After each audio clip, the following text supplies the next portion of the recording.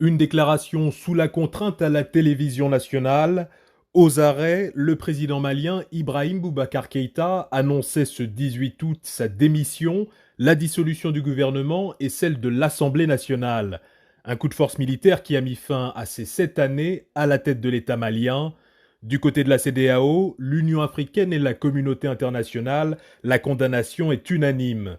Dans ce nouveau numéro d'Afro Pertinent, le chroniqueur géopolitique Kémy Séba revient sur ce coup d'État militaire et ses conséquences, décryptage et analyse dans cette émission. Bonjour à tous, bienvenue sur Afro Pertinent. Kémy Séba, bonjour. Bonjour Nadia. Tous les regards sont tournés depuis quelques jours vers le Mali. Ibrahim Boubacar Keïta a été renversé par un coup d'État. Le président du Mali a officiellement annoncé sa démission et la dissolution du Parlement à la télévision. Kémy Séba, dites-nous, quelle lecture faites-vous de la situation qui prévaut actuellement au Mali? Il y a tellement de choses à dire, ma chère sœur. Tellement de choses à dire. Et je pense, si les téléspectateurs le permettent, on le fait toujours de manière générale, faire un petit rappel historique. Mais au-delà de ça, j'aurai un certain nombre de données spécifiques à rappeler, parce que je suis, comme c'est le cas de tous les pays africains de manière générale, en panafricaniste convaincu que je suis, mais pour ce qui est du Mali, je suis encore plus lié personnellement à un certain nombre de situations qui prévalent dans cette nation, la digne nation du regretté Modibo Keïta.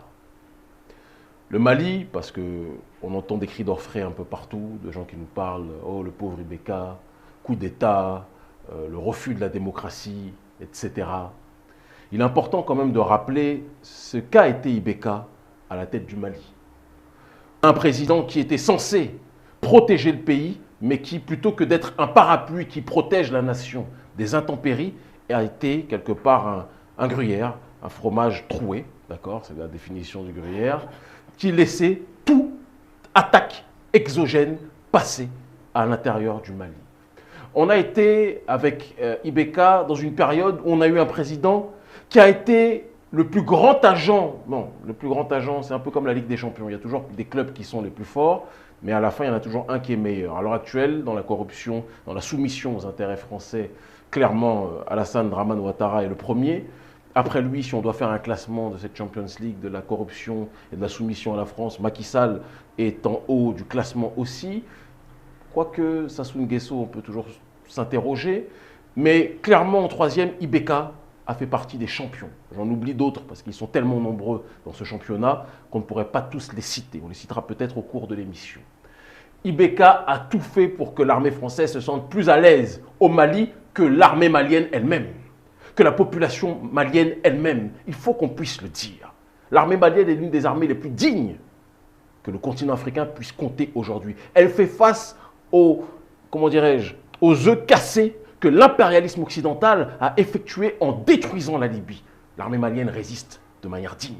Donc quand on entend des cris d'orfraie de gens qui vous disent « Oh, coup d'État, oh, le pauvre Ibeka, etc. », il faut rappeler ce qu'a été Ibeka pour le Mali. Et à titre personnel, je peux encore plus en parler. Parce que l'année dernière, j'ai été arrêté sur ordre donc, du président Ibeka, d'accord, à mon arrivée à l'aéroport de Bamako, pour la simple et unique raison que je devais organiser une manifestation contre le néocolonialisme français, néocolonialisme sponsor et partenaire du cher Ibeka, d'accord. Il m'avait arrêté au motif que j'étais une personnalité politique, selon eux, jugée dangereuse pour l'ordre public. Alors l'ordre public, il faut toujours comprendre, quand on parle d'ordre public, on ne parle pas d'ordre public africain, mais d'ordre public de la France-Afrique. Qu'est-ce qui est dangereux pour ses intérêts?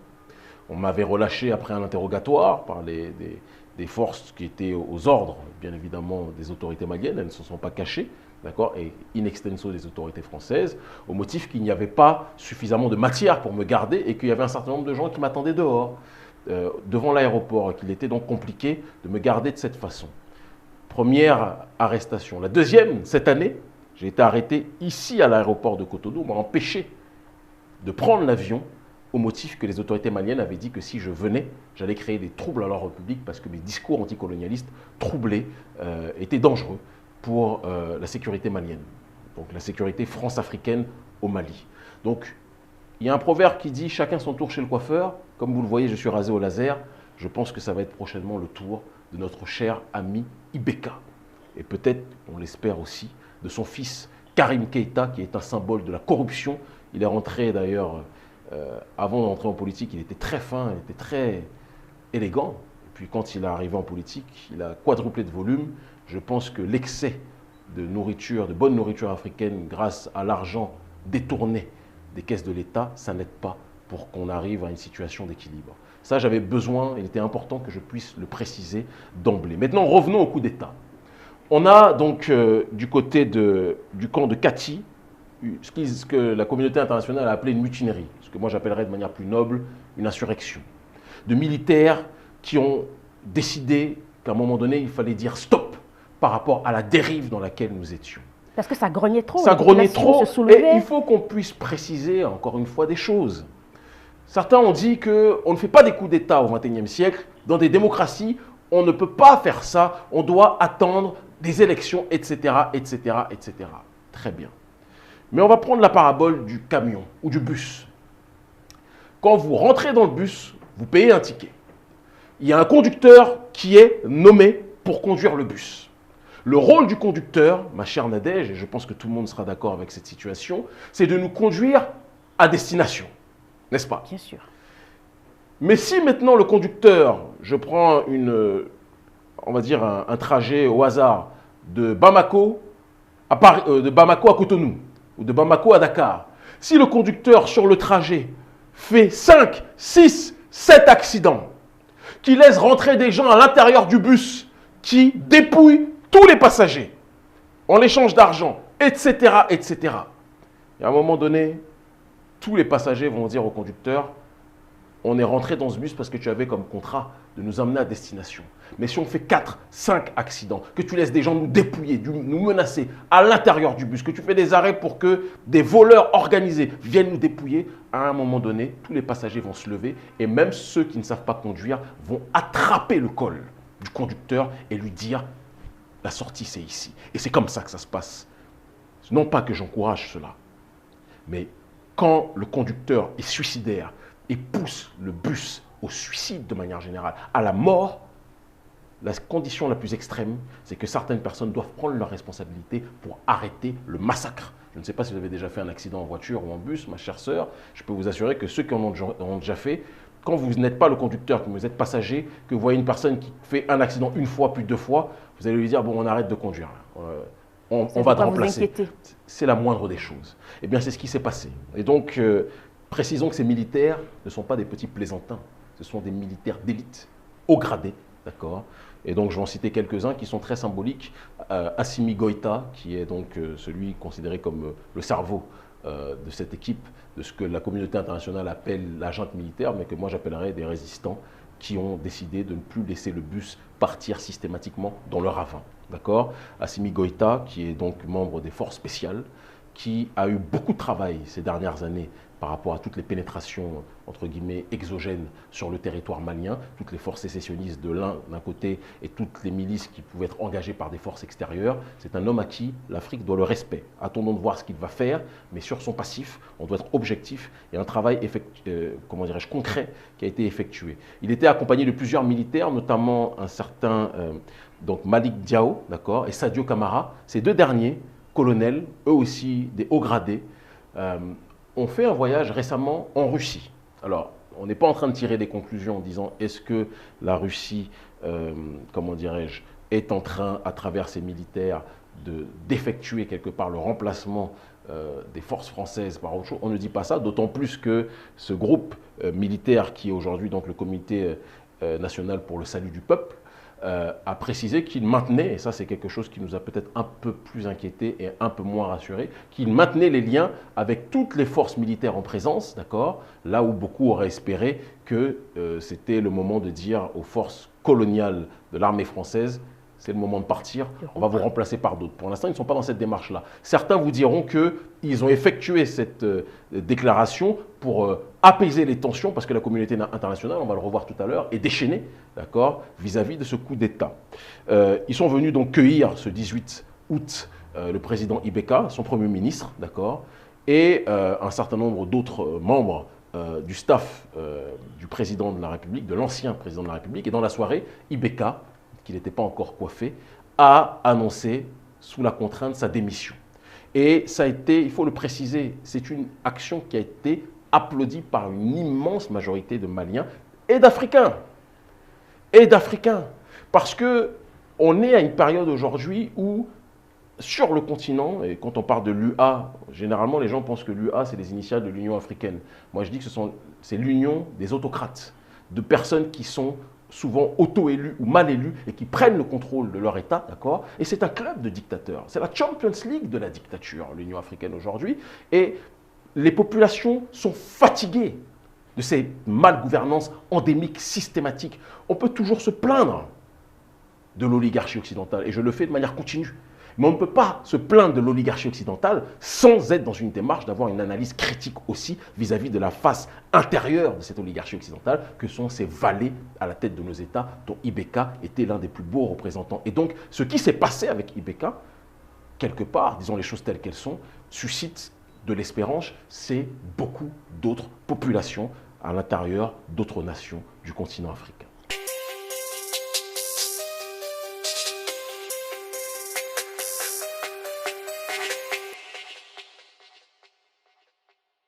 Alors, le coup d'État consommé, la réaction de la communauté internationale qui s'insurge justement contre ce coup d'État. On a vu l'Union africaine, la CEDEAO, l'ONU également, qui n'est pas du tout d'accord avec ce qui se passe actuellement au Mali. Pourquoi la communauté internationale s'insurge maintenant? Alors, ce qui m'a fait beaucoup sourire, on a la CEDEAO qui a condamné sans équivoque le coup d'État, qui est une mesure selon la CEDEAO antidémocratique.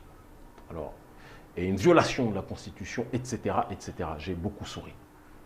Et cet argument, on va devoir le reprendre pour les différentes hautes sections de la prétendue dite communauté internationale. Parce que la CEDEAO a condamné, mais quand Alassane Ouattara se présente pour un troisième mandat, la CEDEAO ne condamne pas. La CEDEAO se tait. Pourquoi? Est-ce que c'est licite de violer la Constitution pour un cas précis et pour les autres, c'est comment dirais-je, illicite? Il faut qu'on sache sur quel pied danser. On a l'impression que quand ça arrange la communauté internationale, là, on ferme les yeux sur la violation de la Constitution. Mais quand ça n'arrange pas la communauté internationale, là, tout le monde commence à faire son bon élève de la démocratie. Alors que c'est cette même communauté internationale, pleine d'hypocrisie, qui a contribué à détruire la Libye. Il faut qu'on fasse preuve d'un minimum d'intelligence politique et d'intelligence et de sens critique. Si on ne va pas dans cette direction-là, on ne pourra pas avancer. Donc la CEDEAO a condamné, mais la même CEDEAO qui condamne ce coup d'État. Et on comprend pourquoi, puisqu'on sait que bon nombre de membres de cette CEDEAO sont des agents influents de la France-Afrique. Et c'est d'ailleurs pour ça que quand Emmanuel Macron, qui lui aussi m'a beaucoup fait sourire, mais bon, on sait ses dons de comédien depuis un certain nombre de temps, d'accord, Emmanuel Macron a déclaré, et les autorités françaises ont déclaré qu'elles se joignaient aux condamnations de la CEDEAO vis-à-vis du coup d'État au Mali, et qu'ils exigeaient la libération de leur agent Ibeka. Et enfin, ils n'ont pas dit agent, mais nous on peut le dire parce qu'on sait que c'était un agent bien évidemment des intérêts français. Mais il est intéressant de souligner que ce même Emmanuel Macron qui condamne et qui a précisé quelque chose qui était sublime en termes d'humour, il a dit que on ne peut pas lutter contre le terrorisme et bafouer à ce point la démocratie. Alors Emmanuel, je te pose une question en te regardant droit dans les yeux, on a quasiment le même âge, mais on n'est pas du même bord, par la grâce de Dieu. Toi, tu es un outil du capitalisme le plus brutal, et nous, nous sommes des amis des peuples. Mais on vous pose une question, mon cher Emmanuel. Comment se fait-il que quand Alassane Dramane Ouattara viole la Constitution, tu la boucles, d'accord? Tu la boucles, parce que ça va dans le sens de tes intérêts, mais quand ici, des gens portés par le peuple, parce que ces militaires sont portés par le peuple, décident de dire stop à ce crime d'Ibeka, à cette gestion catastrophique, cataclysmique, apocalyptique d'Ibeka, tu dis que c'est un scandale démocratique qu'il ait été arrêté. Vous nous faites vraiment rire. Il faut que vous sachiez que, en tout cas on le dit dans cette émission, parce que sur Vox Africa, dans l'émission Afro-Pertinent, on peut dire des choses que vous n'entendrez dans aucune autre émission. Soyez clairs sur une chose, la population africaine en a marre de voir ses droits et ses aspirations bafoués quotidiennement. Il faut que ce soit clair sur cette situation. Donc la CEDEAO, la France s'est plaint. La CEDEAO a sanctionné le Mali en disant qu'ils étaient exclus temporairement de la CEDEAO. Ils ont appelé à la libération immédiate d'Ibeka. On n'est pas pressé, il faut qu'ils puissent se coiffer comme nous, on a été coiffés lors de l'arrestation. D'accord ? Et par la suite, un certain nombre de dirigeants qui sont très inquiets.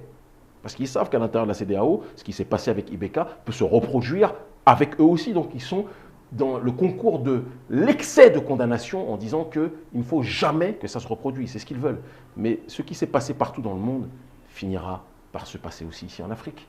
Parce que les Africains ne peuvent pas, ad vitam aeternam, subir, voir des dirigeants qui se gavent sur le dos du peuple, qui nous volent, qui nous pillent, qui nous privent de notre démocratie, qui nous privent de nos aspirations, sans qu'à un moment donné, le retour de boomerang puisse s'opérer. Donc la CEDEAO, la France ont condamné, mais le peuple est en train de rigoler. Parce que je vous le dis et je le précise avec la plus grande intensité, il arrive un moment où les prétendus puissants vont se rappeler que les seuls puissants sur Terre, c'est les peuples. Vous faites bien de le dire, Camille Seba, si on en est arrivé là, c'est parce qu'à un moment donné, la CEDEAO a manqué de jouer son rôle. Elle a manqué complètement de jouer son rôle, elle a été spectatrice. Déjà, précisons une chose quand même qui est importante d'être soulignée. Si on était, et on peut de la CEDEAO extrapoler à l'Union africaine, si on était avec des institutions qui étaient dans la direction voulue par les pères fondateurs du panafricanisme en tant que tel, et les pères fondateurs même de l'OUA, on ne se retrouverait pas dans une situation où ces organismes seraient archi-dépendants des devises, ou du moins des deniers étrangers. Il y a un problème de fond. Les membres de la CEDEAO, dans leur immense majorité, sont des entités qui dépendent des intérêts non seulement français, mais occidentaux de manière générale. Et donc, il n'y a pas eu d'assistance à personne en danger parce que le Mali, aujourd'hui, disons les choses telles qu'elles sont, c'est un laboratoire géostratégique, d'accord, des intérêts, des forces exogènes. Et avec toutes les richesses qu'il y a au Mali, on dit que le Mali est un pays pauvre. Je suis désolé de vous dire que le Mali, aujourd'hui, est l'une des nations les plus riches de la planète. Simplement, les ressources. Il faut aussi savoir une chose, c'est que parfois, nos pays regorgent de ressources, de richesses qui font fantasmer les nations dites capitalistes occidentales, etc. etc. Pour nous, certains cailloux, certains minéraux ne sont pas des minéraux qui nous rendent complètement fous. On a d'autres peut-être choses dans notre ontologie qui provoquent notre joie, qui provoquent une envie du dépassement. Pas forcément ces minéraux. Mais ces minéraux, ces matériaux sont l'objet de fantasmes absolus de l'Occident, du Moyen-Orient, de la Russie, qui se présente comme, même si je le dis clairement, hein, je pense que la Russie est un contrepoids intéressant vis-à-vis de l'oligarchie occidentale, mais qu'on ne se trompe pas, et je suis le premier à le dire en connaissant la Russie de l'intérieur, la Russie ne sera jamais un allié définitif des Africains, qu'on soit clair. C'est un allié qui peut nous servir à chasser l'oligarchie occidentale, mais ce n'est pas un allié sur lequel on devra se reposer par rapport aux aspirations africaines, parce que seule l'Afrique, d'accord, je précise, doit être maître de son destin. Donc on peut se servir d'alliés ponctuels, comme nous on le fait très clairement avec notre ONG, comme on l'a fait, mais qu'on soit très clair, ce n'est pas avec eux que l'on finira ce combat, il faut qu'on le finisse seul, et on est d'ailleurs de toute façon dans cette démarche, on aura l'occasion d'y revenir.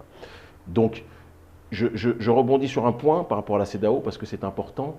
Il y a à l'intérieur de la CEDEAO une grande partie de pays qui étaient aussi impliqués dans ce qu'on appelle le G5 Sahel. Et dans ce G5 Sahel, le Mali était une pièce maîtresse. Et derrière ce G5 Sahel, c'était la France qui, évidemment, avec le petit Emmanuel Macron, de taille et d'esprit, qui tirait les ficelles.